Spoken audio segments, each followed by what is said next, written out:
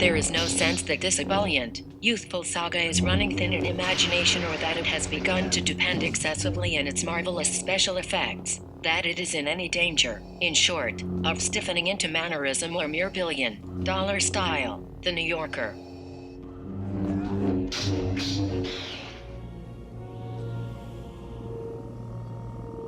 You're likely to find more beauty, suspense, discipline, craft and art when watching a New York harbor pilot bring the Queen Elizabeth II into her Hudson River. The Empire Strikes Back is about as personal as a Christmas card from a bank. The New York Times.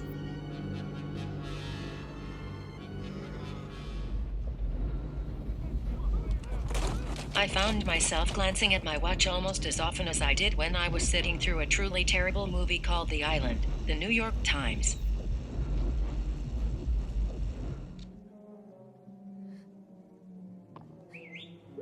Familiarity breeds content, from the corny droids to the tired and emotional Wookiee. The events, recognitions and revelations of the sequel have the rhythm of the television show soap. Time out.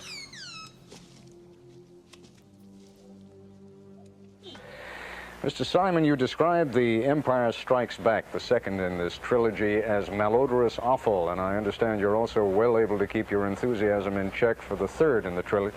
Why so unkind? I feel they're so bad because they're completely dehumanizing.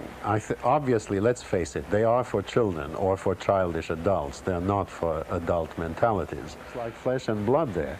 You have three lousy actors in the main roles who don't contribute much flesh and blood. You have ghastly dialogue, terrible plotting, miserable characterization, which also do not contribute flesh and blood.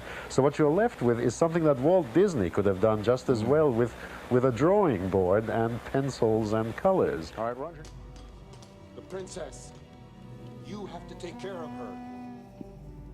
The more one sees the main characters, the less appealing they become. Luke Skywalker is a whiner, Han Solo a sarcastic clod, Princess Leia a nag and C-3PO just a drone, nor will the acting of the performers who play them stand much scrutiny. People magazine. I love you. I know.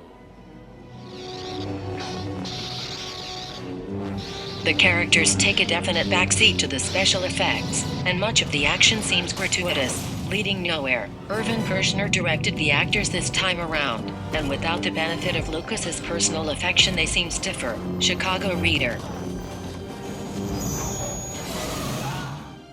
The Force is with us, indeed, and a lot of it is hot air. The New York Times.